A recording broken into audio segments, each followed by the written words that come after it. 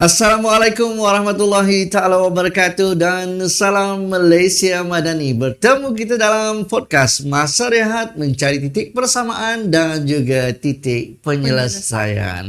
Bertemankan saya sekali lagi RHO aka Rosli Haji Omar, dan saya tidak keseorangan hari ini bersama dengan seorang anak gadis muda jelita. Siapa lagi kalau bukan Presiden Majlis Belia Labuan. Kenalkan sikit. Tak kenal maka tak cinta. Hari ini saya menggantikan Rafi lah. Kalau kita tengok hari ini tiada kan. So hari ini saya ganti dia lah. Boleh tak macam tu? Ada yang call tadi. Nama siapa?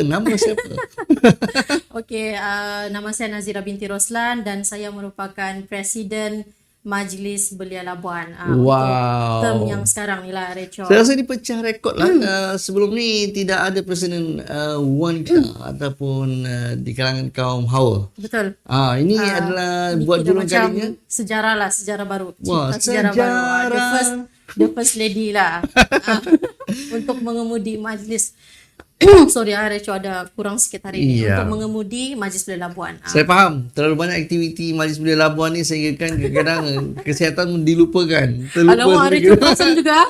Memang perasan. Tapi sebelum kita bercerita lebih panjang, saya ingin membawakan penonton dan juga pendengar Masa Rehat ini. Tapi jangan lupa untuk follow, like dan juga share serta subscribe Masa Rehat mencari titik persamaan dan juga titik penyelesaian. Untuk pertama kalinya, sebelum kita masuk kepada isu ataupun topik kita, Majlis Belia Labuan mengangkat anak-anak muda dan juga menjalankan aktiviti di sekitar wilayah Persekutuan Labuan dan juga di peringkat kebangsaan.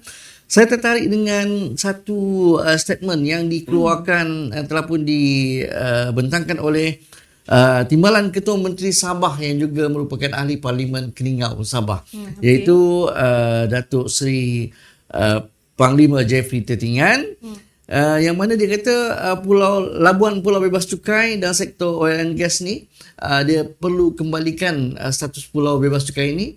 Dan saya rasa kita ingin ucapkan terima kasih kepada Yang Berhormat ni, sebabkan kita sudah pun membawakan topik ini pada podcast yang pertama. Podcast. Ya betul. Saya pun mengikuti sebenarnya Masa Rehat ni dari episod Masa pertama. Rehat podcast yang pertama, iaitu kita bawakan status Labuan sebagai Pulau Bebas Cukai yang perlu dikembalikan dengan istilah yang sebenar. Dan kerajaan Persekutuan perlu melihat semula dan perketatkan penguatkuasaan untuk mengelakkan penyeludupan, bukannya menarik keistimewaan yang telah pun diberikan. Jadi MR Masa Rehat menyokong dan mengucapkan terima kasih kepada Yang Berhormat Datuk Jeffrey Ketingan, Timbalan Ketua Menteri Sabah yang juga merupakan ahli Parlimen Keningau. Itu yang pertama. Tapi ada dua perkara sebenarnya yang menarik perhatian Masa Rehat kali ini, iaitu yang keduanya ialah Labuan dikembalikan ke Sabah. Labuan dikembalikan ke Sabah. Dia minta Labuan dikembalikan ke Sabah. Alamak. Saya rasa isu ni Rachel, untuk mengembalikan Labuan ke Sabah ni saya rasa sudah lama dimainkan oleh politician. Kembalikan Labuan ke Sabah, kembalikan ke Labuan ke Sabah. Ya, itu kita dengar. Tapi hari ini kita nak dengar sendiri Nazira sebagai mewakili suara anak muda di Labuan. Mungkin boleh suarakan sikit apa pendapat anak muda jika setuju ke tak setuju? Rachel, kita pun sedia maklum. Labuan ni saya rasa sudah almost 40 years lah. 39 tahun, hampir 40 tahun. 39 tahun bersama wilayah Persekutuan. Betul. Di wilayah. So,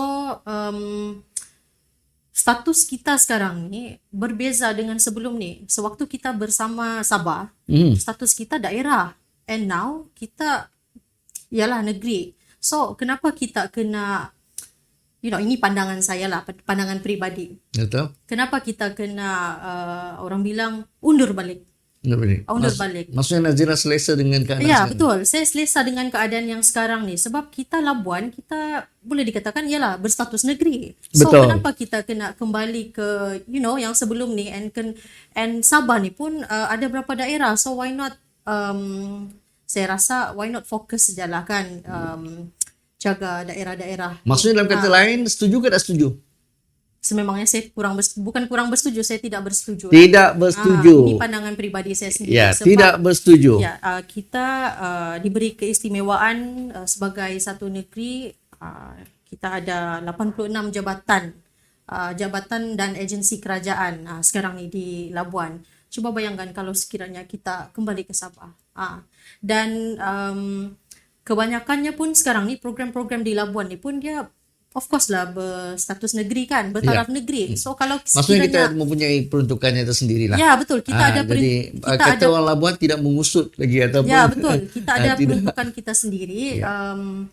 Kalau sekiranya macam kita kembali ke Sabah tu, saya rasa kena baik, terjawab tu akan dibahagi-bagikan lagi. Terjawab sudah.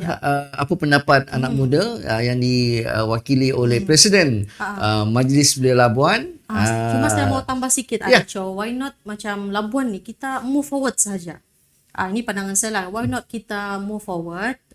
Kita ada MP yang boleh suarakan. Kalau sekiranya alasan Labuan ni mahu dikembalikan ke Sabah, because of nampak Labuan ni masih mundur lah apalah. Tapi jika dibandingkan dengan negeri-negeri yang lain, saya rasa Labuan mungkin, ni okey. Mungkin Nazira, saya melihat perkara ini sebagai satu hubungan tradisi di mana Labuan dan juga Sabah ni tidak boleh dipisahkan. Maksudnya masih lagi tergantung talian persaudaraan di antara Labuan dan Sabah. Jadi kita faham dan memang Labuan dan Sabah tidak akan terputus tali silaturahimnya. Jadi tetapi untuk kembali semula ke Sabah, anak muda tak setuju. Pandangan peribadi saya, why not kita moving forward lah. Ya, saya ambil kira ini adalah pandangan anak muda. Jadi itu dah cukup terjawab sudah. Terima kasih diucapkan kepada Timbalan Ketua Menteri Sabah dan membawakan dua isu yang menarik perhatian masa rehat kali ini. Dan macam dalam parlimen kan, Arecho, cara jawab tu, alamak. Sebenarnya kita dalam masa rehat ini macam tagline kita lah, mencari titik persamaan dan titik penyelesaian. Ahli politik juga mempunyai kerja mereka dan mereka melaksanakan tugas mereka dan mereka juga membawa suara-suara rakyat dan kita juga sebagai rakyat juga perlu bersuara kan. Jadi ini suara anak muda Labuan, anak jati Labuan. Jadi terus saja kita ke topik kita, iaitu Majlis Belia Labuan. Ya, dah berapa lama ni Nazira memegang sebagai Presiden Majlis Belia Labuan? Saya baru saja memegang jawatan sebagai Presiden Majlis Belia Labuan ni baru menang tanpa bertanding lah pada Jun lepas. Sampai sekarang ni mungkin ada orang-orang nak bertanding, cuma dia tengok Nazira yang bertanding, alamak tak boleh lawan katanya kan. Tu no comment lah. Alhamdulillah, rezeki lah kan. Ya. So setakat ni ada 4 bulan lebih lah sudah mengemudi Majlis Belia Labuan ni. Dan Labuan pastinya kalau saya dengar Majlis Belia Labuan ni memang satu yang tidak asing di mata, di telinga kan. Kita dengar itu aktiviti Majlis Belia Labuan. Itu aktiviti Majlis Labuan. Adakah aktiviti gabungan-gabungan, pastinya ada gabungan-gabungan pertumbuhan belia di kampung-kampung di kawasan Labuan ini sendiri di bawah naungan Majlis Belia Labuan. Okey, saya ceritakan sikit lah berkaitan Majlis Belia Labuan ni. Majlis Belia Labuan ni telah tertubuh pada 18 September 1988 dengan nama Majlis Belia Kawasan Labuan. Dan sehingga 5 Jun ini Majlis Belia Labuan mempunyai sebanyak 23 badan gabungan. Itu untuk makluman lah. Dan maksudnya terdapat lebih daripada 20 kelab belia yang wujudlah di wilayah Persekutuan Labuan ni. Sebenarnya ada few lagi. Cuma setakat ni yang bergabung di bawah MBL ada 23. Dan kalau Arecho perasan, jumlahnya sebenarnya cukup banyak untuk Labuan lah. Sebab bila saya macam bertemu dengan kepimpinan Majlis Belia Malaysia, bila saya maklumkan MBL ni ada berapa jumlah badan gabungan, so saya pun maklumkan lah, MBL setakatnya ada 23. Ramai, dah macam Majlis Belia Negeri. Betul, bertaraf negeri. Tapi dalam hati sebenarnya sepatutnya memang MBL ni bertaraf negeri. Cuma itulah statusnya tu sekarang Tapi jika dibandingkan hari-hari gabungan pertumbuhan belia ini, mungkin juga ada pertumbuhan yang tidak aktif. Kalau dulu rasanya macam ada yang tidak aktif ataupun diaktifkan semula. Macam mana? Kalau sebelum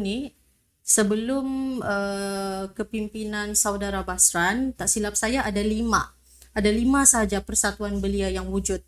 Tapi ialah sejak beliau yang mengemudi Majlis Belia Labuan tu, yang saya dimaklumkan bertambahlah jumlahnya. Bayangkan daripada 5 kepada 23. Wow. Dan usaha ni di atas inisiatif beliau lah, dengan kerjasama pada waktu itu, tak silap saya pegawai belia dia Puan Mastija. Ditambah lagi dengan sokongan yang padu daripada our mantan MP Datuk Rozman, tak silap saya. So memang pada masa itu memang itulah, memang we should orang bilang kita patut we should give him a big applause lah kepada Saudara Basran ni. Beliau memang mantan presiden yang betul-betul orang bilang buat kerja. Bayangkan dari 5 terms beliau tu, tak silap saya 1 term saja. Dari segi itu ada segi badan gabungan daripada 5 kepada 23. Pastinya 23 daripada 5 kepada 23 ini bertambah. Maksudnya kita perlukan dana juga, perlu juga perolehan dana dan juga untuk suntikan semangat kepada pertumbuhan belia ini menjalankan aktiviti. Di mana dapat? Kalau cerita pasal dana ni, sememangnya yang boleh saya cakap lah kan, sekarang ni memang dana tu tidak sepatutnya lah, ataupun tidak selayaknya untuk Majlis Belia Labuan. Patutlah nadanya sedih saja. Bukan apa Reco, sebab Labuan ni dia bukan daerah, dia negeri. Dia boleh dikatakan bertaraf negeri, sebab yalah, bayangkan di Labuan ni sahaja ada 86 jabatan kerajaan. So bayangkan dengan MBL tidak sepatutnya tidak diiktiraf sebagai daerah. Majlis Belia Labuan ni sekarang dia status dia macam daerah lah, kawasan. So dana tu pun, dana peruntukan pentadbiran tu pun maksudnya daerah. Dana pentadbiran sekarang bertaraf daerah atau bertaraf daerah. Sebab sebelum ni saya difahamkan sewaktu kepimpinan Saudara Basran, memang dana yang diterima tu dia bertaraf negeri. Dia macam Majlis Belia Negeri lah punya dana. So tu yang macam tidak ada masalah bagi saya lah kan. Pada pandangan saya tidak ada masalah lah untuk Majlis Belia Labuan pada ketika itu untuk melaksanakan program, apa sahaja program. Baik, maksudnya ini adalah pengurangan dari segi dana. Jadi bukan juga pengurangan. Bukan pengecilan status itu sendiri, daripada negeri kepada daerah. Tu yang sekarang ni saya dan kepimpinan Majlis Belia Labuan yang terkini ni cubalah fight kalau boleh macam Labuan ni terus bernaung di bawah Majlis Belia Malaysia. Betul. Sekarang ni di bawah Majlis Belia Wilayah Persekutuan tidak ada masalah sebenarnya. Tapi Nazira, saya nampak aktiviti Majlis Belia di sana sini aktif dilaksanakan. Itu yang jadi di mana? Macam mana Majlis Belia Labuan ni nak survive kan?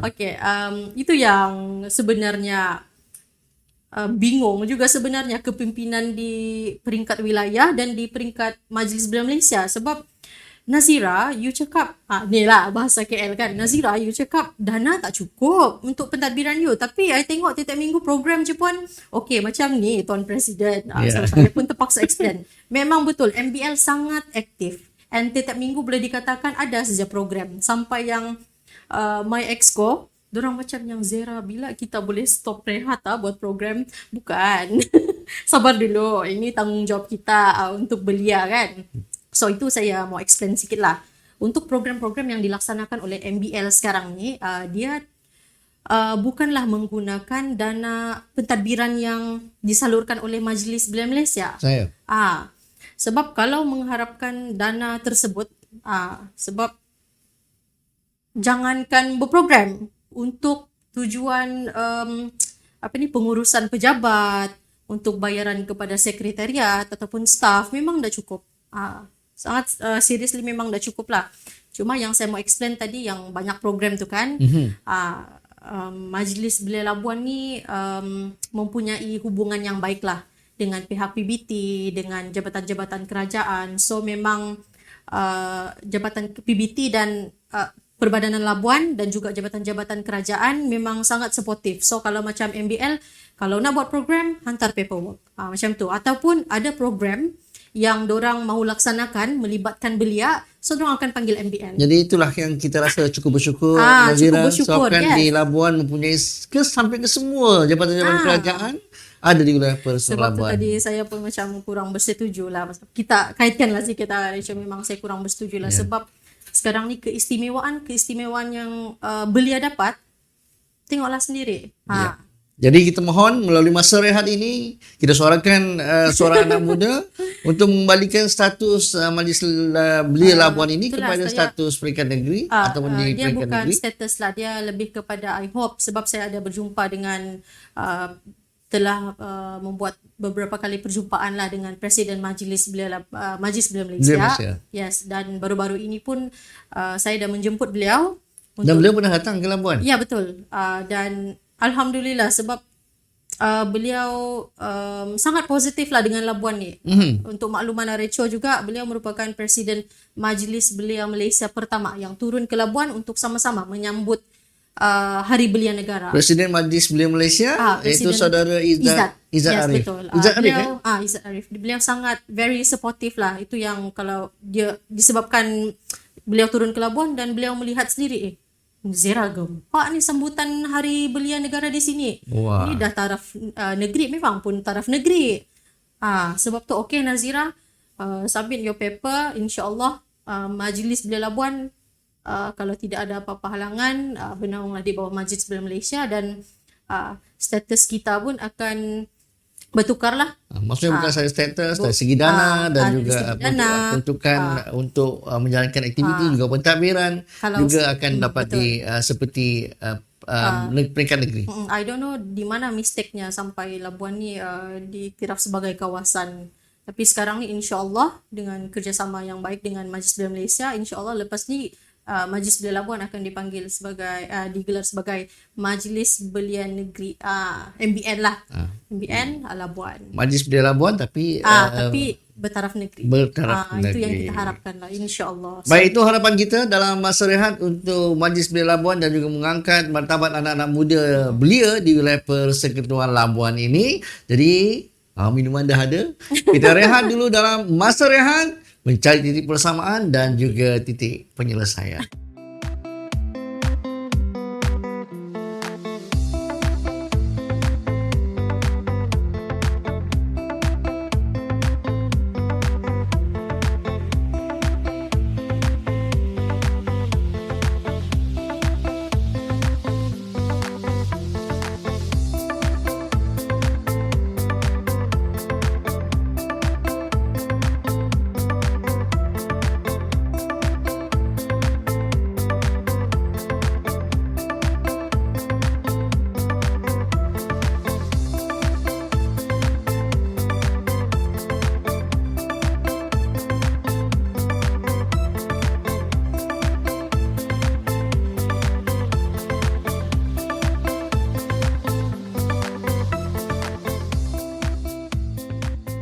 Assalamualaikum warahmatullahi taala wabarakatuh dan salam Malaysia Madani. Bertemu sekali lagi dalam podcast untuk episod yang keempat yang pastinya membawakan masa rehat, mencari titik persamaan dan juga titik penyelesaian. Masih lagi bertemu dengan saya RHO Rosli Haji Omar dan juga Nazira, Presiden Majlis Belia Labuan. Satu-satunya, the one and only.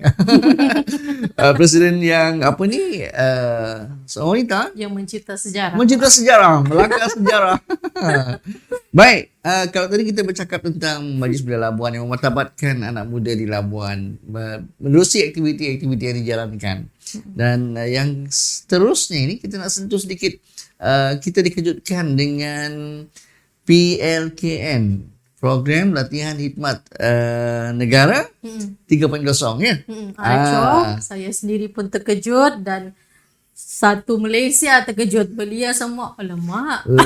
Lebih mengejutkan masa dia keluar, dikejutkan dengan umur 35 tahun. Jadi betul. banyaklah gambar-gambar di aplikasi TikTok, aplikasi media sosial yang lain, keluar gambar mereka yang dah berumur 35 tahun.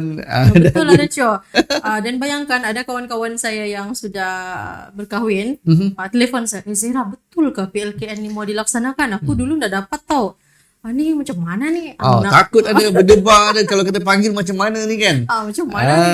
Jadi 3.0 dah pun keluar kenyataannya hanya mereka yang berumur ataupun lahir pada tahun 2007 saja akan dipanggil. Itu jelas ya. Maksudnya lepas ni tidak ada lagi gambar-gambar ataupun mainan yang mereka yang telah pun berumur 30-an bawa anak lagi ada gambar AI tu. Betul. Macam-macam. Kita merasa macam lucu ada, rasa macam gebentar ada. Tapi saya pun Arecho, sebenarnya bila saya dengar pengumuman ni dan dimaklumkan, yalah belum clear kan time tu sehingga 35, alamak ada harapan aku ni mau cari jodoh di PLKN. Bukan apa, Nazira nak beritahu yang dia belum kahwin. Itulah kiranya. Baik, itu PLKN 3.0 ya. Diperkenalkan pada Disember 2003 saya ingat saya. Pernah dihentikan seketika, lepas tu timbul pula PLKN 2.0 dan sekarang ni PLKN 3.0. Yang 90% antara pengisiannya adalah ala-ala ketenteraan. Jadi secara jujur ni, Nazira sendiri, kalau Nazira terpanggil, setuju tak? Katakan. Kalau terpanggil Arecho memang saya setujulah sebab untuk maksud Arecho ni untuk dilaksanakan kah untuk saya menyertai? Kalau menyertai memang saya mau join sebab dulu bila kawan-kawan dipanggil sebab tidak silap saya dulu 24% saja yang akan dipanggil secara ambang. Secara amnya 24% dan saya antara golongan yang tidak terpilih lah. Kurang bernasib baik. Sebab yang lain ni nak mau pergi. Tapi saya ni yang macam boleh ke aku pergi? Sebab saya nak pergi tapi tidak terpilih. Tapi tidak terpilih sebab bila tengok senior pada ketika itu, mula-mula memang dah mau pergi. Tapi bila lepas pergi tu dah cukup lah. Boleh tak kita mohon? Kalau kenyataannya yang lahir 2007 saja, boleh kita mohon seorang. Ataupun sebagai pelatih ya. Betul. Baik, setuju kan? Jadi walaupun saya rasa ianya bagus kan untuk untuk anak muda dan juga untuk negara kita kan. Jadi pandangan sekali lagi secara keseluruhannya.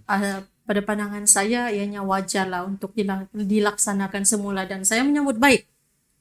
Anak muda menyambut baik. Yes, sebab bila diumumkan saja memang walaupun freak out tapi macam memang sewajarnya dilaksanakan semula lah sebab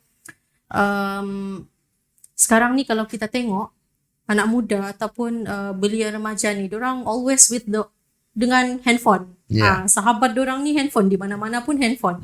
Sebelum tidur handphone, bangun pagi pun handphone, tengok TikTok. Maksudnya sekarang di rumah tak perlu ada TV. Yes, dah perlu ada TV. Penting ada handphone yang canggih. Kalau di rumah sendiri, saya sendiri pun kan Arecho, ialah saya ada adik kecil kan. Betul. Dia pun selalu dengan handphone dan ialah membimbangkan lah kan. Betul, itu satu perkara yang membimbangkan.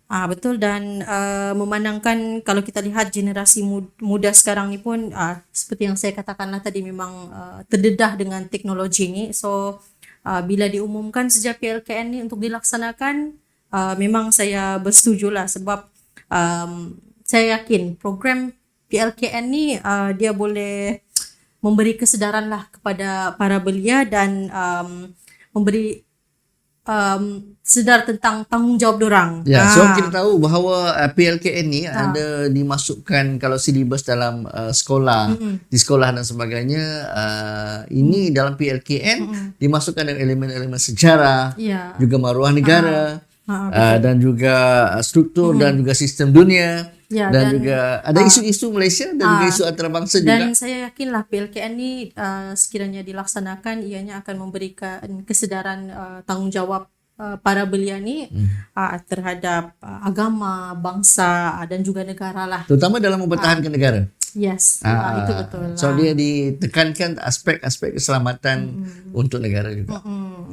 So ya, kita tengoklah nanti macam mana. Baik, jadi secara dasarnya memang anak muda juga setuju dan juga tadi juga ada pandangan daripada presiden ataupun daripada anak muda iaitu Nazira Roslan mewakili anak-anak muda khasnya di Labuan tentang PLKN 3.0 ini Jadi siapa yang terlibat ni? Untuk PLKN ni. PLKN ni macam yang tadi Recho pun ada ulaskan. Ya. Yang akan dipilih ni untuk mereka yang lahir pada tahun 2007 lah. 2007. Jadi abang-abang yang umur 35 tahun duduk. Dan kalaupun sekiranya pada ketika itu yang terpilih ni tidak bersedia, boleh ditangguhkan. Itu pilihannya sebenarnya Recho. Boleh ditangguhkan sehingga 35 tahun. Baik, itu berkenaan dengan program latihan khidmat negara 3.0.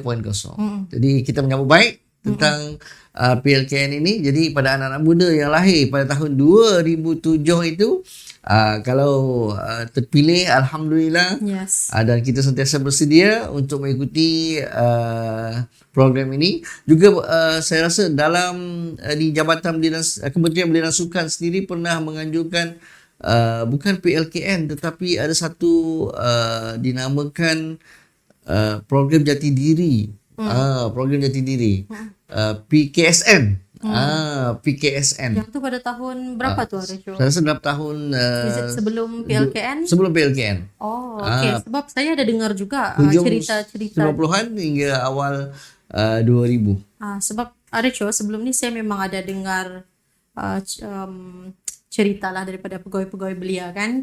So dorang memang ada share sebelum PLKN ni terwujud. Baik. Memang ada satu program ni dia seakan-akan PLKN. Betul. And disebabkan program tu sukses, dan konsepnya tu lebih diambil dan dijenamakan sebagai PLKN. Cuma masa tu PKSN hanya libatkan ataupun masa 2 minggu untuk setiap kategori pelajar sekolah, NGOs dan juga ada juga kategori-kategori yang lain. Ada 3 kategori kalau tak silap saya. Tapi ini adalah langkah kerajaan yang cukup baik melaksanakan program PLKN 3.0 ya. Jadi Nazira juga bersetuju, anak muda juga bersetuju. Jadi apa lagi Nazira? Kita nak berhenti rehat seketika. Sebelum kita Nazira meninggalkan podcast masa rehat ini, saya nak tanya satu soalan bonus boleh? Okey, boleh. Sokongan MP Pembangkang ni di Blok Pembangkang kepada PMX ni. Secara ini show hangatnya Recho. Betul, sebelum kita Nazira meninggalkan podcast ataupun podcast masa rehat ini, saya nak tanya soalan bonus tu. Okey. Apa soalannya? Soalannya sokongan MP Blok Pembangkang kepada PMX. Menyebelahi PMX pula. Dan ni dari sudut pandangan anak muda Asli di Labuan. Asli di Labuan. Kan sebagai rakyat. Ya. Sebagai anak muda, sebagai rakyat. Okey, memang isu ni hangatlah diperkatakan. Hangat sini, betulkah? Sana sini okey, betulkah? Okey. Dan memang betul lah. Saya pun masa mula-mula tengok kenyataan media tu, saya sebenarnya terkejut. Mungkin ini fact sebab bila tengok akaun beliau tidak ada sebarang posting ataupun kenyataan daripada social media. Sebab apa-apa sekarang ni kan memang kita akan rujuk social media kan. Betul, bangun pagi. Yes. Tengok social media. Okey, untuk yang ni saya akan bagi 2 view lah kan. Yep. Okey, kalau dari sudut pandangan politik, of course saya pastilah kalau parti-parti politik di blok di blok kerajaan ni of course akan menyambut baiklah dengan berita ni yang diberikan oleh beliau kepada kerajaan perpaduan ataupun kerajaan PMX. Yalah, sebab ia akan mengukuhkan lagi sebuah pemerintahan ataupun kerajaan. Betul. Ianya akan mengukuhkan lagi. Itu dari satu sudut. Itu daripada satu sudut. Tapi dari sudut pandangan anak muda pula, dia berbeza sikit lah. Ya. Sebab saya hanya memegang kepada satu saja, Alexio. Ini pandangan anak muda. Ini pandangan anak muda. Pandangan anak muda ya. Dengan MP di Blok Pembangkang. Kalau berikan dari sokongan sudut kepada pandangan, kerajaan kalau dari Madani. sudut pandangan politik dia lain. Yeah. Of course kita akan menyambut baik. Betul. Tapi kalau dari sudut pandangan anak muda, saya akan berpegang pada satulah, yaitu prinsip.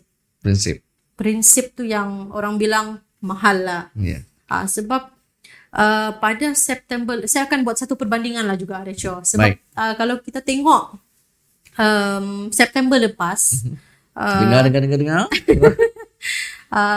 Malaysia, ialah kita lah kan, saya sebagai anak muda terkejut lah dengan sokongan yang ditarik semula oleh Yang Berhormat Syed Saddiq. Sebab beliau tarik sokongan terhadap kerajaan. Kita imbau kembali. Kita imbau kembali lah kan. So macam yang, yalah, dengan keistimewaan yang beliau dapat di blok kerajaan, bila beliau mengumumkan untuk menarik semula sokongan, okay, so keistimewaan tu memang automatically gone lah kan. Yeah. Sebab dia berbeza blok kerajaan and blok pembangkang. So bayangkan macam, okay, yang anak muda ni dia berbeza sikit, dia tarik sokongan. Kalau yang sekarang ni dia bagi sokongan. Dia macam tu. So saya akan pegang pada itulah prinsip. Dengarkan kenyataan Nazira Roslan, Presiden Majlis Belia Labuan. Dan actually it's not healthy lah. Sorry saya ambil masa sikit ada show. It's not healthy actually untuk anak muda, terutama sekali pelapis-pelapis pemimpin ni. Kalau sebelum ni, yalah, bayangkan kami ni kan, anak-anak muda ni, kalau yang lepas lompat-lompat, kalau yang sekarang ni tarik sokongan, bagi sokongan. Jadi macam yang, kalau anak muda yang tidak faham politik ni, mesti diorang pun yang macam, apa ni? Diorang pun macam penat tengok dengan politik negara kita ni kan. Itu dari sudut pandangan anak muda. Maksudnya ianya adalah merupakan satu yang tidak sehat. Yes, betul. Tidak sehat lah untuk pandangan anak muda. Tapi in terms of politik, yes, kita menyambut baik.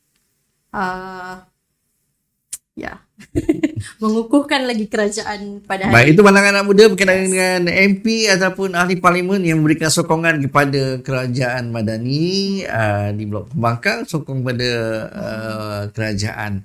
Jadi apapun dah terjawab persoalannya dalam masa rehat, mencari titik persamaan dan juga titik penyelesaian. Kita berehat seketika dalam masa rehat.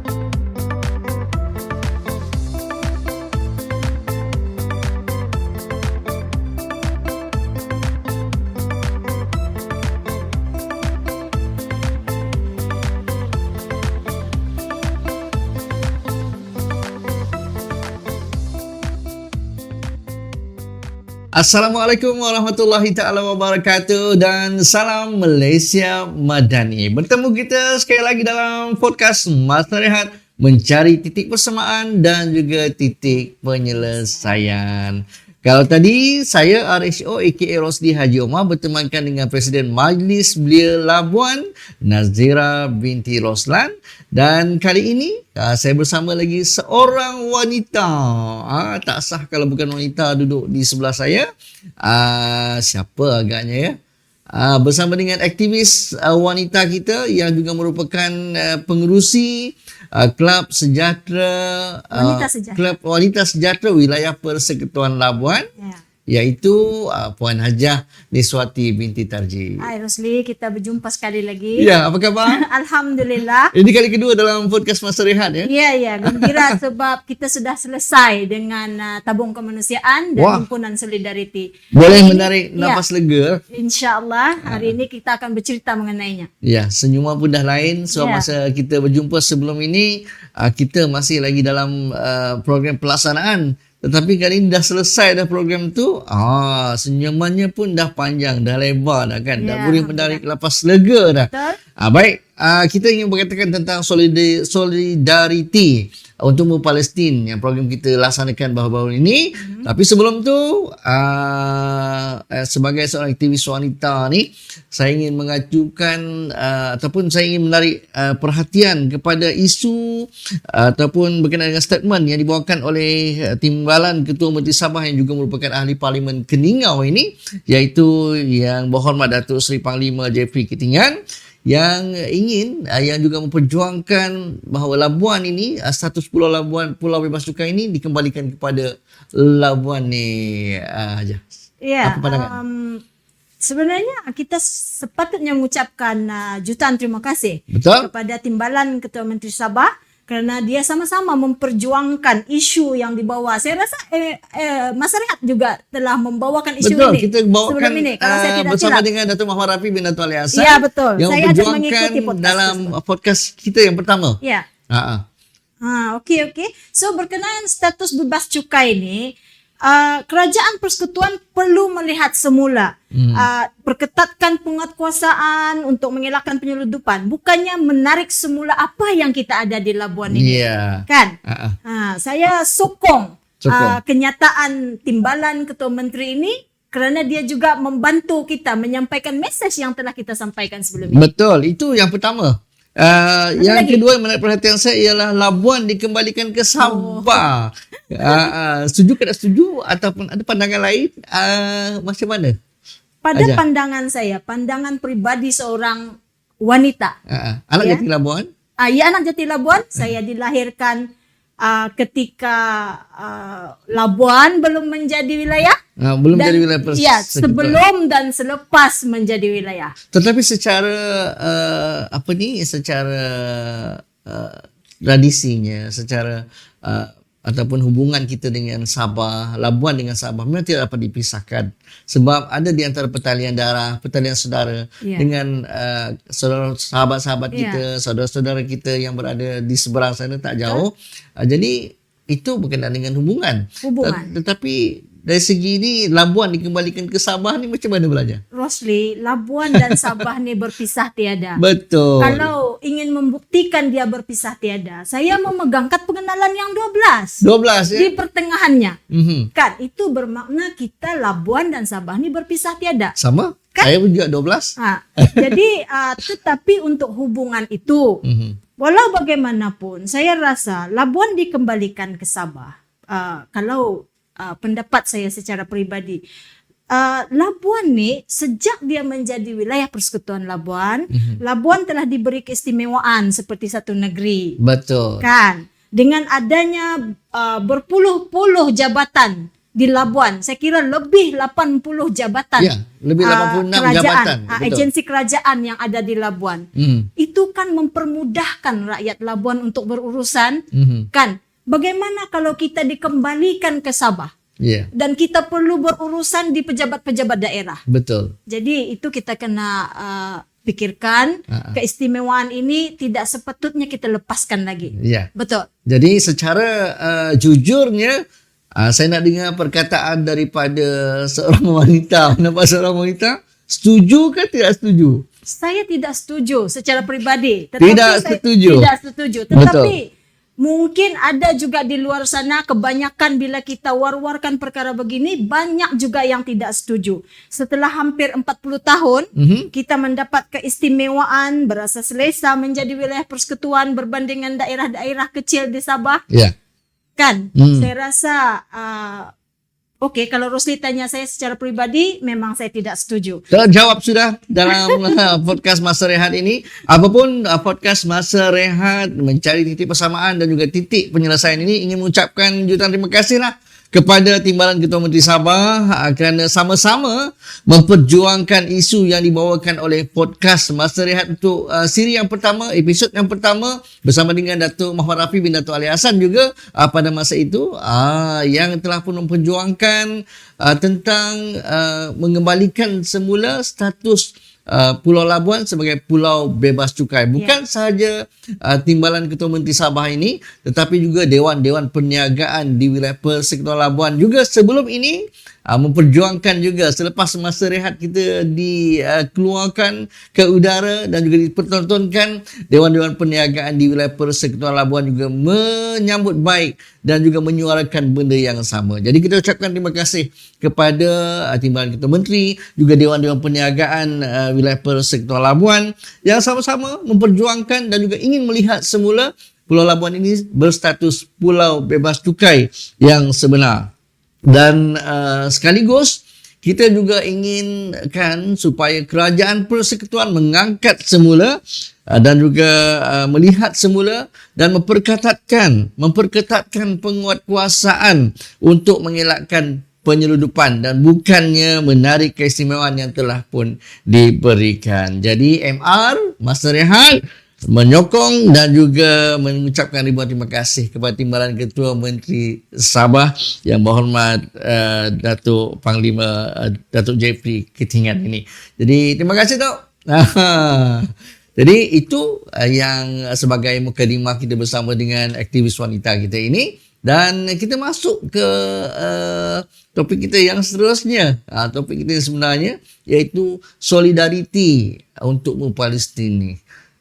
Saya nampak program ini cukup berjaya menghimpunkan hampir 6,000 orang yang datang pada malam tersebut. Betul. Pertamanya saya ingin mengucapkan jutaan terima kasih kepada Masa Rehat yang mengembalikan saya hari ini lagi ke program ke sini untuk membicarakan tentang tabung ini. Dan antara yang ingin saya kongsikan ialah mengenai dengan kutipan tabung kemanusiaan. Kutipan tabung. Kita pernah keluar di siri yang ketiga untuk melancarkan kutipan tabung untuk Palestin ya. Dan silakan berapa kutipan? Kutipan tabung kemanusiaan rakyat Palestin yang diusahakan dikutip oleh Kelab Wanita Sejahtera Wilayah Persekutuan Labuan, alhamdulillah mencecah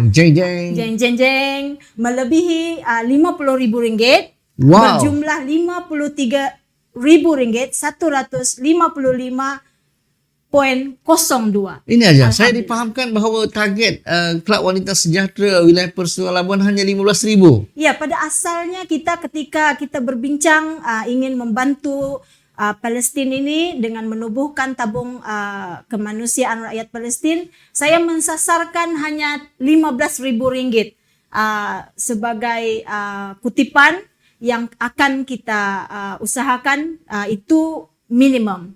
Dan itu harapan saya RM15,000 itu sekurang-kurangnya pada ketika itu, dan jika sekiranya tidak melepasi, tapi itulah target kita. Wah, ini melambangkan kerja keras yang dibuat oleh Kelab Wanita Sejahtera Wilayah Persekutuan Labuan. Tahniah pengurusi kelab dan juga semua jawatankuasa kelab yang telah pun menjayakan merealisasikan kutipan ini. Ya. Dan saya juga ingin berkongsi di sini, Rosli, dengan berakhirnya program Himpunan Solidariti untuk Palestin yang kita adakan pada hari Ahad yang lalu, 5 hari bulan November. Maka kami Kelab Wanita Sejahtera Wilayah Persekutuan Labuan dengan rasminya menutup tabung kemanusiaan rakyat Palestin ini. So kita tidak lagi menerima apa-apa sumbangan, sama ada yang disalurkan melalui tabung tunai ataupun masuk ke dalam akaun. Dan saya ingin ucapkan terima kasih atas sumbangan yang telah diberikan, dan tabung ini telah ditutup. Ya, pengumuman tabung ini telah pun ditutup. Jadi selepas ini tidak ada lagi penyaluran ataupun sumbangan ataupun derma yang disumbangkan untuk Palestin kepada tabung Kelab Wanita Sejahtera Wilayah Persekutuan Labuan ini, ya Ajah, ya? Ya. Mana tahu selepas ni ada pula yang ingin, alamak aku terlupa, alamak aku nak ataupun nak tambah lagi. Ya, tapi alhamdulillah tabung ini melepasi dari apa yang kita sasarkan. Alhamdulillah. Dan saya mewakili Kelab Wanita Sejahtera Wilayah Persekutuan Labuan ingin merakamkan jutaan terima kasih kepada para penyumbang tabung kemanusiaan ini. Antaranya penyumbang terbesar adalah UMNO bahagian Labuan melalui entiti-entitinya yang berada di dalamnya yang telah menyumbang sebanyak lebih RM23,000. Melebihi RM23,000. Terima kasih sekali Alhamdulillah. lagi ya. Dan selebihnya daripada tabung ini adalah sumbangan-sumbangan orang ramai yang begitu prihatin dengan kesengsaraan rakyat Palestin yang ketika ini derita, dikejami oleh rejim Zionis. Jadi saya juga ingin mengucapkan jutaan terima kasih dan penghargaan kepada penyumbang-penyumbang individu, syarikat-syarikat dan orang ramai ini, dan hanya Allah jua yang membalas jasa baik mereka ini. Ya, dari sungai ke Senggara Palestin pasti merdeka. merdeka, insya-Allah. Insya Itu doa. Kita berada jauh dari negara Palestin, pasti kita tidak dapat mengangkat senjata dan sebagainya, tapi yang paling penting doa kita kirimkan untuk kesejahteraan, keselamatan saudara-saudara kita di Palestin. Iya. Insya-Allah kita menang dan juga negara Palestin pasti merdeka. Jadi ada lagi tambahan? Saya juga ingin berbicara sedikit mengenai Himpunan Solidariti untuk Palestin. Baik. Yang mana kita Kelab Wanita Sejahtera juga adalah penganjur kepada himpunan ini. Himpunan ini telah dibanjiri oleh lebih 5,000 masyarakat Labuan. Betul. Terdiri dari seluruh lapisan masyarakat di Labuan. Dan saya merasa amat terharu sekali, Rosli, dengan keprihatinan dan sambutan yang ditunjukkan oleh orang-orang Labuan. Himpunan yang diisi dengan doa-doa oleh rakyat dan setiap yang hadir pada malam itu, dan saya kira ada antara yang hadir itu juga melakukan live stream dan saya juga ingin berterima kasih kepada yang hadir dan yang turut berdoa. Semoga doa-doa yang dipanjatkan dan untuk Palestin ini dibebaskan dan dimerdekakan, dimakbulkan Allah Subhanahu wa taala. Amin ya rabbal alamin. Ya. Baik, itu berkenaan dengan perhimpunan Solidariti untuk Palestin yang diadakan pada 5 hari bulan baru ni ya. Di tapak medan, di tapak parking ataupun tapak meletak kereta, Medan Selera Wilayah Perlis Labuan. Terima kasih banyak-banyak untuk para penyumbang yang menyumbang kepada tabung untuk Palestin ini. Ini adalah satu Rosli, kalau saya boleh tambah, himpunan tersebut adalah satu himpunan yang agak istimewa sekali. Kerana kita berkolaborasi. Berkolaborasi dengan penganjur Labuan International Bike Week. Kan, kerana pada kebanyakannya selalunya ialah kelab permotoran ni apabila mereka melakukan aktiviti mereka hanya kepada aktiviti permotoran. Tetapi kali ini diakhiri dengan acara solidariti dan keagamaan. Kita tutup Bike Week itu dengan acara keagamaan, di mana kita adakan solidariti dan kita jemput penceramah-penceramah, di mana kita juga mengadakan doa-doa beramai-ramai, mendengarkan kasidah dan sebagainya. Dan dengan itu saya sekali lagi ingin mengucapkan setinggi-tinggi penghargaan kepada terutama kepada penaung kelab kami sendiri, Datuk Haji Muhammad Rafi bin Ali Hassan, kepada Kelab Wanita, Ahli Jawatan Kuasa dan sukarelawan Kelab Wanita Sejahtera Wilayah Persekutuan Labuan yang begitu bertungkus lumus berkampung selama lebih kurang 2 hari di tapak Labuan International Bike Week itu. Dan yang lebih menggembirakan saya adalah penganjur Labuan International Bike Week tersebut yang telah mempelawa kami Kelab Wanita Sejahtera Labuan untuk bersama-sama menganjurkan malam himpunan Solidariti ini. Dan antara kelab yang ikut sama berkolaborasi adalah Skuad Anti Dadah Wilayah Persekutuan Labuan, Kelab Permotoran Pencinta Dua Roda, dan saya juga ingin mengucapkan jutaan terima kasih kepada Perbadanan Labuan, PDRM IPD Labuan, Majlis Keselamatan Negara, dan mereka-mereka yang secara langsung dan tidak langsung telah menyumbang idea dan membantu kami merealisasikan tabung dan juga himpunan Solidariti. Ya, saya juga ingin merakamkan tahniah juga kepada Kelab Wanita Sejahtera yang berjaya menganjurkan dengan ada pengisian ceramah yang diisi oleh Al-Fadil Ustaz Muhammad Syafi'i Bergani. Ya, betul. Dan juga kita juga ada alunan kasidah yang juga dialunkan oleh pelajar-pelajar Maaf Tahfiz Sri Merinding. Terima kasih juga untuk mudirnya yang berbahagia Tuan Haji Arif Haji Aliska dan juga semua sekali khasnya warga Labuan yang membanjiri. Tidak lupa juga kepada pendeklamasi sajak yang begitu menyentuh hati kita. Saudari Suna Sofi Zul apa tuh namanya? Sunazaris. Hebat sekali. Cukup hebat. Saya bukan hampir. Saya mengaku saya menitiskan air mata. Saya cakap tabik dengan deklamasi yang disampaikan menjiwai dan juga sampai ke lubuk hati. Ya, betul.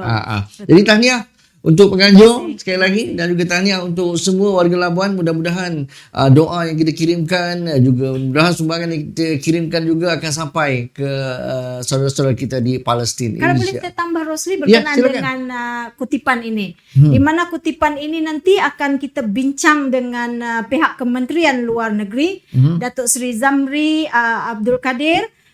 Kita telah berhubung dan kita akan berbincang semula dengan membawa tabung ini untuk diserahkan kepada pihak kerajaan, di mana tabung yang kerajaan telah wujudkan untuk bantuan kemanusiaan Palestin. So kita akan serahkan kepada tabung yang diwujudkan oleh kerajaan. Jadi insyaAllah sumbangan tuan-tuan dan puan-puan semua yang telah menyumbang pada malam itu dan juga kepada Kelab Wanita Sejahtera Wilayah Persekutuan Labuan ini insyaAllah akan disampaikan sendiri kepada yang pihak wajib untuk disampaikan dan disalurkan sumbangan ini sampai kepada saudara kita di Palestin insya-Allah. Tahniah kita ucapkan kepada Hajah Niswati dan juga AJK Jawatankuasa dan seluruh pengelola untuk Perhimpunan Solidariti untuk Palestin ini. Hajah. Jadi sebelum kita mengakhiri podcast Masa Rehat ini, mencari titik persamaan dan juga titik penyelesaian ini, satu soalan je ingin saya utarakan. Ini pandangan pengurusi Kelab Wanita Sejahtera ini Wilayah Persekutuan Labuan berkenaan dengan MP. Kita dikejutkan dengan ada dua orang MP di Blok Pembangkang yang menyokong kerajaan Madani ni. Jadi khasnya di Wilayah Persekutuan Labuan juga terlibat. Jadi apa pandangan Hajah Niswati? Saya juga perlu menjawab persoalan ini. Kena jawab. Ini soal baru kalau tak berakhir rancangan kita. Saya secara individu mungkin juga saya ni mewakili suara wanita dan tapi yang jelas saya secara individu menyambut baik apa tu tadi MP di Blok Pembangkang menyokong kerajaan Madani. Menyambut baik MP Labuan menyokong blok kerajaan. Sebab itu dari segi politik ya. Dari segi politik, tetapi saya jawab dari segi pandangan pribadi saya. Kerana ini akan mengukuhkan lagi kerajaan perpaduan yang kita ada pada hari ini. Jadi di Labuan ini dengan memberikan sokongan, MP Labuan memberikan sokongan, sudah tentu apa yang digembar-gemburkan sebelum ini bahawa kerajaan perpaduan ini tidak akan kekal lama.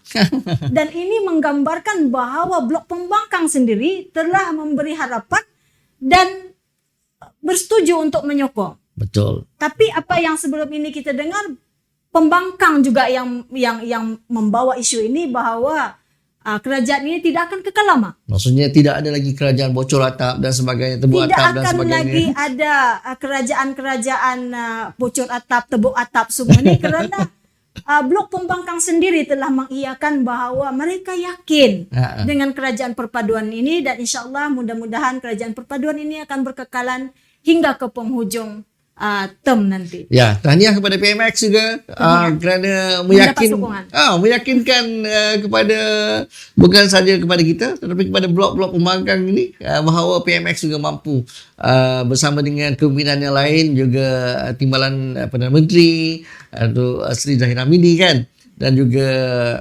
timbalan Perdana Menteri yang lain kan, juga bersama dengan kepimpinan yang lain meyakinkan bahawa kerajaan Madani adalah kerajaan yang kukuh. Betul? Jadi kita sampai di sini masa rehat, mencari titik persamaan dan juga titik penyelesaian. InsyaAllah kita jumpa lagi dalam episod yang seterusnya, episod yang kelima. Jadi kita rehat, jom kita minum. Okay.